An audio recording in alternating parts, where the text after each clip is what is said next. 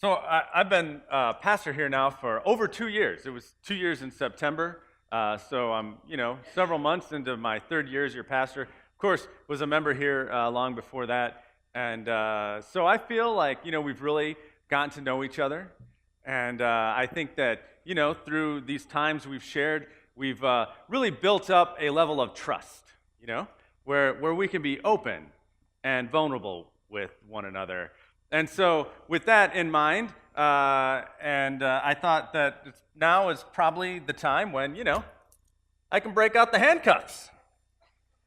And so we're gonna talk about something today. I'd like to start by asking for a volunteer. Can I get a volunteer that is willing to come on up? I believe you were first, sir. Right there. Come on up.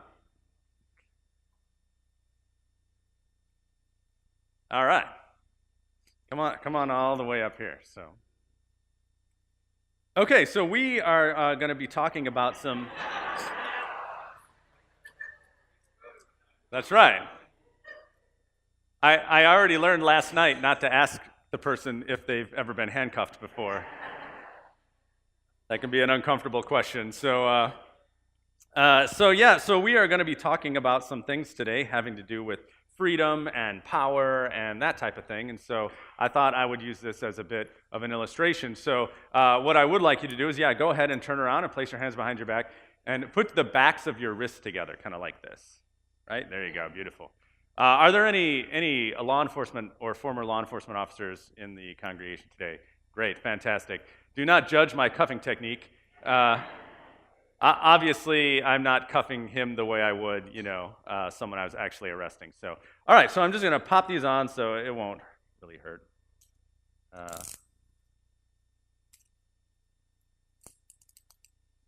All right, and so normally I do double lock these and all that type of stuff, but I'm not going to do that. So, okay, so now that I've got you in handcuffs and I can lead you around where I want you to go, so now I'm going to ask you a few questions about how that feels.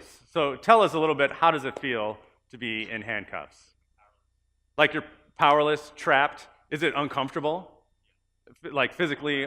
Yeah, it's a little uncomfortable. So, and now obviously, you're not actually being arrested, and and trust me, I'm not gonna do anything to you, right? But can you imagine, like, if you were, like, everything you're feeling, how magnified it would be, because where this trip is going to end, right? So good. All right. So we can go ahead and the key. Oh, no, I'm just kidding. All right. So let me go ahead and get these off. Just take a second.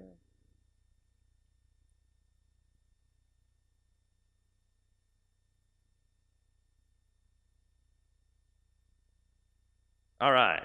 You can give him a round of applause. But don't go. Oh, no. Turnabout is fair play. So you're going to put these on me. So here's what you're going to do. So you're going to hold them in your hand like this, right? And you're going to squeeze your hand together so that they're kind of, right? And then you're going to put your hand down, right? And then you're not going to Cagney and Lacey it, right? You're not going to slap it onto me, okay? You're just going to push it up against my wrist and then just push. And they'll flip around like that, okay? All right, so hold out your hand. So hold your hand like this, right? All right, so boom, right like that, okay?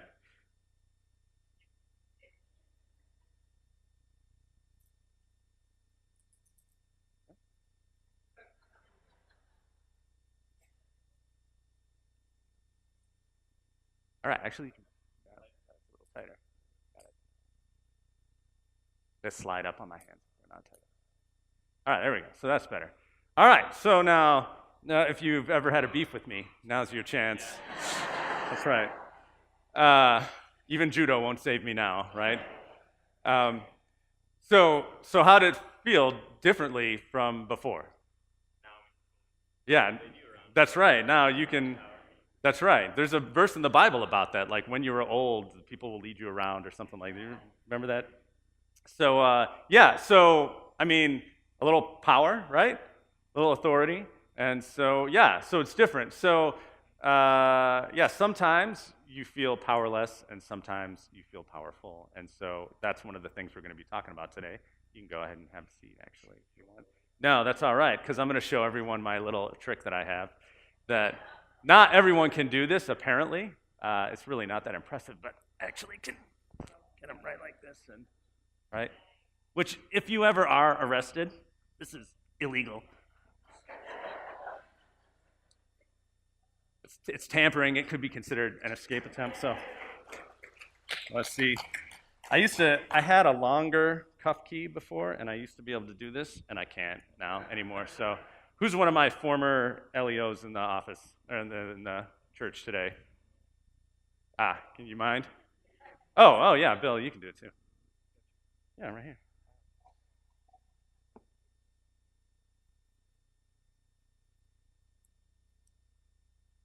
Thanks.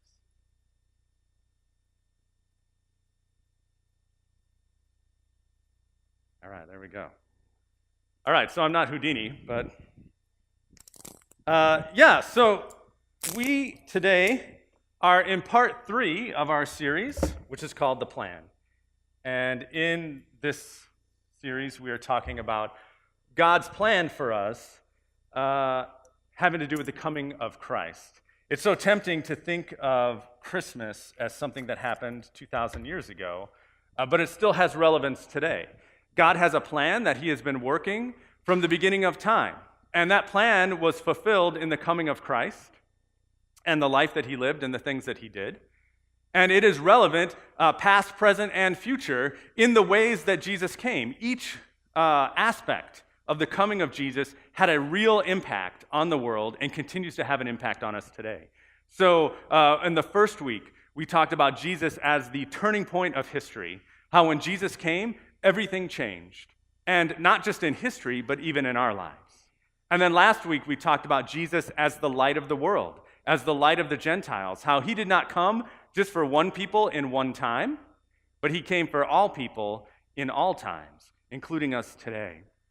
And then today we are talking about Jesus as king. Jesus as king and the type of kingdom he came to bring. This is why we started the morning with a little examination of power and control and authority. Because what do kings do? Kings rule. And so Jesus is a king. He came to rule in his kingdom. And we know this because over and over, the Bible refers to him as a king. Because the prophecies about the Messiah said that the Messiah would be a king, that he would be in the line of David. He is called King of the Jews in the gospel lesson that we just read from John chapter 18. Pilate asks him if he's a king, and although he uses a little bit of that doublespeak he sometimes kind of uses to teach us, he basically says, yes, he is a king, and talks about the type of kingdom that he came to bring. He's referred to as King of the Jews. He is referred to as King of Kings. So Jesus is absolutely and 100% a king. And that's good because the people of his time were waiting for a king. They were waiting for a king. Their kingdom had been lost, the nation of Israel. They were under foreign rule.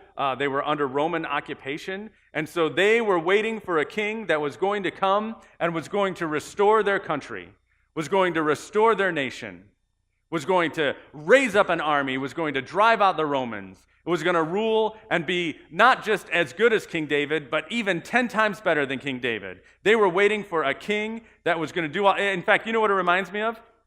In the 80s, there was this really cheesy action movie. It was called They Live. Is anyone familiar with this movie? You may be. It actually starred the former pro wrestler Roddy Piper.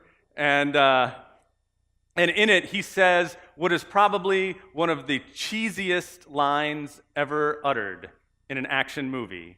And so I'm cleaning it up for you just a little bit for church. But he walks into this place. He's fighting like this conspiracy of aliens. And he walks into this building, and I think it was a bank.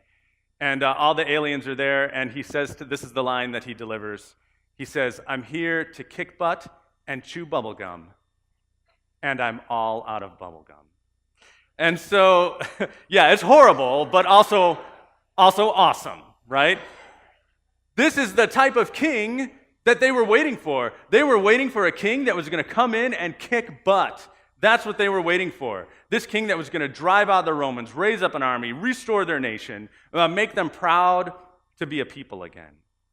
And even though we look back on that with 20/20 hindsight and remember and know what type of kingdom Jesus came to bring, and that, he came to not raise an army, but rather to die for us, even though we have the benefit of that 20/20 hindsight, I think sometimes we still want that same type of king that they did. Sometimes we still want that king that's going to come in and kick butt. A lot of times, especially during Christmas, people are very aware, Christians are very aware, almost hyper-aware, sensitive about attacks on our faith. And so, you will see things, posted on Facebook and other places about, how people are taking the Christ out of Christmas, and, how people say season's greetings or happy holidays instead of Merry Christmas. Or there will be news stories about, atheist lobbyist groups that get a nativity scene removed from a courthouse or something. And I think people see that type of thing, and it creates in us like this yearning, like, come on, Jesus, why don't you just come back and fix all that? Come back and just set everything right. Come back and just start, kicking butts and taking names. We still have that desire. But the thing is, when Jesus came, that's not the type of king he came to be. When Jesus came, he was completely different from what anyone expected. You would expect a king to be born in a palace or a castle to noble parents. And while Jesus was born in the line of David, and so nobility in that sense, he was born to a simple carpenter that was so poor, they didn't even have the money or the clout to get a room in the inn, and had to spend the night and be born in a stable. This looks beautiful over here, but we know what a real stable is like. It's dirty and stinky and smelly, and not the most sanitary place that you could hang out in. But that's where Jesus was born. He was a king unlike what anyone expected. And as he grew up and began his ministry, he was the type of Messiah and the type of king that no one expected then as well. People expected that the Messiah, that the king to come, was going to raise an army, was going to fight the Romans, was going to lead them into battle. And Jesus, the army he raised was, the followers that he gathered were like the poor and the oppressed and the uneducated, and like fishermen and widows and orphans, Not what anyone expected. And they thought he was going to fight Rome. And not only did he not fight against Rome, when he spoke of it, if at all, it was usually favorably. Even he said, render under Caesar that which is Caesar's, pay taxes. Man, that was certainly not what they were expecting. Jesus came to be a different type of king. Because he had something different that he was trying to accomplish. Pilate, when he was talking to Jesus, asks him about his kingship and his kingdom. And Jesus says, my kingdom is not of this earth or world, or whatever the translation says. My kingdom is not of this earth. If it were, my followers would be fighting for me. Because that's what earthly kingdoms do. They raise armies, they conquer, they fight. He says, that is not the type of kingdom that I came to bring. That can be a difficult thing to accept. It was certainly difficult for them to accept. I can imagine them, they weren't present to hear these words as he was speaking to Pilate. But I can imagine the people thinking, well, Jesus, your kingdom is not of this earth. Why not? Why not? Why not come in and establish a kingdom? Why not come in and drive out the Romans and, help the oppressed and get rid of injustice and, start taking things over and doing things the right way. Why not do that, Jesus? And we ask some of those same questions today. Not always in the same context of like kings and kingdoms, but I think we still look around at the world around us and we see injustice and we see people that have no freedom. And even more than that, we see personal things. We see people that are sick, people that are ill, people that are dying. We see pain and suffering in the world. And we look around and we go, well, why not, Jesus? What are you waiting for? Why not come in and make all this right? Why not come in and do it right now? I have a friend that he and his family like to go to Disney, and they don't get to go very often, so when they go, they want to make the most out of it. And so he has a plan, and this is his plan. You can use it, I guess, if you want, if you ever go to Disney. But they will be there right when the gates open, okay? And so he says, the gates open, and you go in, and he says, the trick is that everyone goes to the first thing they see. And he says, so see, that's not what you want to do. He says, you go straight to the back of the park. And so I guess it's like Fantasyland or something that's back there. And so he says, you go straight for Fantasyland. And you get there, and there's almost no one there. And so you can go right through it really quick. And then you start working your way back. And by the time you get towards the front, people have dispersed enough that things have, kind of the craziness has slowed down there. And he said, that's how you do it. He said, the tough thing is, though, that that's never what the kids want to do. He says, we come in, and we're heading to the back, and along the way, you're seeing everything else. And he said, the kids keep wanting to stop. They see some characters, and they're like, oh, Daddy, I want their autograph. I want Goofy's autograph. And he's always like, no, we're going to Fantasyland. But Daddy, no, just trust me. We will get to that. Trust me, I know what I'm doing. This will work better. And they see the rides that there's Space Mountain, let's go Space Mountain. And he's like, no, we've got to do it. Trust me, I know what I'm doing. Those things will come. You will get to those things, but you want to see everything. So do it my way. And I think that's a little bit what the kingdom of God is like for us. We see all these things and we say, why not, Jesus? Why not an earthly kingdom? Why not fix this now? What are you waiting for? What are you doing? And God says, trust me. I know what I'm doing. We'll get to those things. But trust me. You see, Jesus didn't come to establish an earthly kingdom because earthly kingdoms don't work. They don't fix the problem. Right? They've tried earthly kingdoms. David, the nation of Israel, was an earthly kingdom. What happened? It failed. We all through history, people have tried. Earthly kingdoms don't fix the problem. What's the problem? The problem wasn't that they lost their kingdom, lost their king. The problem was that sin. What's the problem today? The problem today is the same. Sin, evil in the world, death in the world. These are the real problems. Earthly kingdoms don't fix those problems. Kingdoms of this world don't reconcile people to God. Kingdoms of this world don't reconcile people to one another. And you can try. It's been tried all through history. People have always had an idea of utopia, right? The perfect world, the perfect place. And they've tried to create it with political systems. They've tried to create it with philosophical systems. They've tried to create it with war, with peace, with everything. It can't be done through the kingdoms of this earth. They don't fix the problem. And kingdoms of this earth, they pass away. They don't last. Jesus didn't want to come and establish just another kingdom that was eventually going to fade. In Daniel chapter 2, if you guys want to turn there, you can. Actually, I didn't tell Margaret, so that's why she doesn't have it. But Daniel chapter 2, Daniel's with the King Nebuchadnezzar.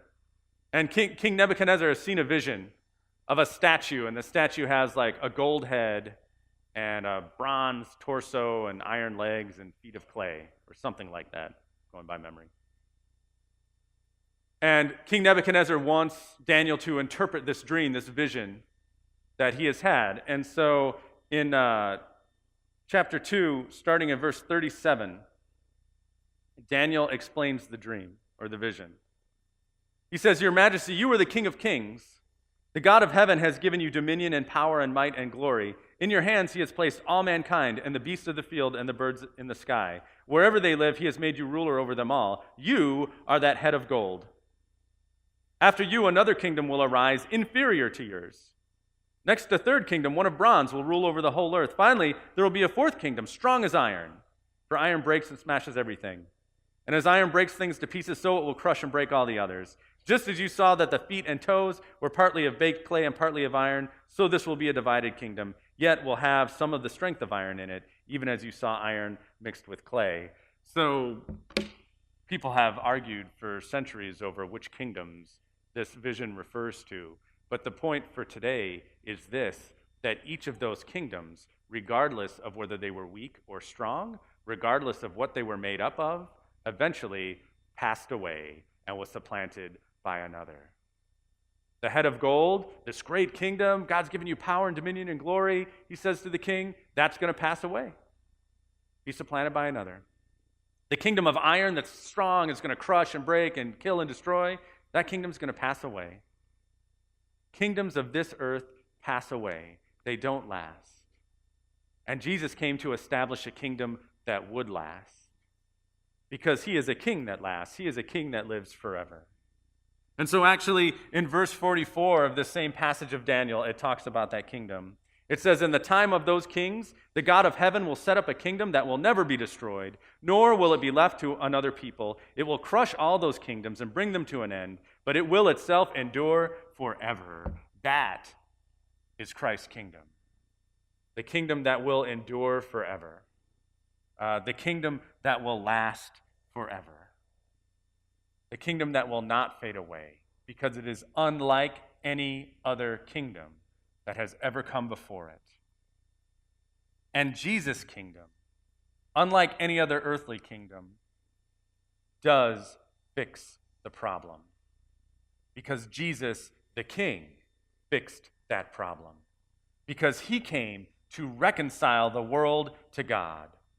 He came to pay the price for our sins and heal our brokenness so that we could be reconciled to God and so that we could be reconciled to one another. That's what makes Jesus' kingdom different. And we, all of us, are citizens of that kingdom. We live in that kingdom. And yes, we live in this world at the same time. Actually, I view that as an opportunity because we kind of get the best of both worlds. We, those of us sitting here today, are blessed to live in a country with unparalleled amounts of freedom and opportunity compared to other nations in history. And yet, that is not the only thing we have. In fact, we have something even greater in our citizenship in God's kingdom. Because that is truly who we are, and that is truly what defines us. There was early, I think in the first century, there was a Christian writing about this. He was writing to a Greek friend of his, trying to explain the role of the Christian in the world. And this is what he says. He says, "Christians are not distinguished from the rest of humanity by country, language, or custom. For nowhere do they live in cities of their own, nor do they speak some unusual dialect, nor do they practice an eccentric lifestyle. While they live in both Greek and barbarian cities as each one's lot was cast and follow the local customs in dress and food and other aspects of life, at the same time they demonstrate the remarkable and admittedly unusual character of their own citizenship. They live in their own countries, but only as aliens. They participate in everything as citizens and endure everything as foreigners. Every foreign country is their fatherland, and every fatherland is a foreign country." This is who we are. We are God's people, the children of the King, living in the world. And we find our citizenship in his kingdom. And that means that when it comes to the powers and the authorities of this world, we do not have to fear them. Because ultimately, they have no power over us. Ultimately, they do not change who we are or define who we are.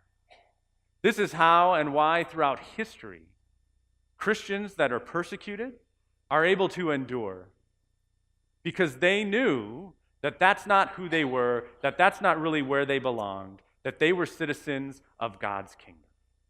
And we know that as well, not just when we might, which it's very rare for us here in the United States, but not just when we might endure some persecution because of our faith, but even when we deal with all the things that oppress us in our life, even when we deal with our own sins and our own failings and things like illness, and we look at pain and suffering in the world, those things truly have no power over us. Only a little bit and for a time, but ultimately, that's not who we are. There is a great song out right now by an artist called Matthew West. It's Hello, My Name Is. Are you guys familiar with the song? They play it on Z88 all the time, so you probably heard it. And the story behind that song is that he received a letter from a man who was a drug addict. And this man said that he used to always introduce him, his guy's name is Jordan, and he used to always introduce himself, hello, my name is Jordan, and I'm a drug addict. So sort of Alcoholics Anonymous style, you know. And he found healing and new life through Jesus Christ. And because of that, he's no longer a drug addict.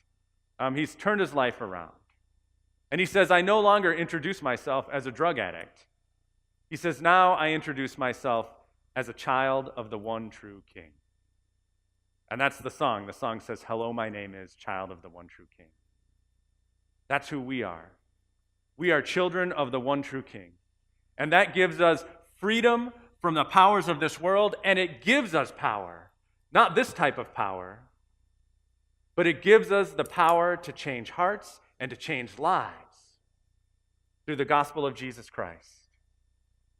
It gives us the power to change the world. This Christmas, God wants us to remember that this is his plan for us, that we realize who we belong to, and that we experience the freedom and power that comes from being children of the one true King, Jesus Christ. In his name, amen.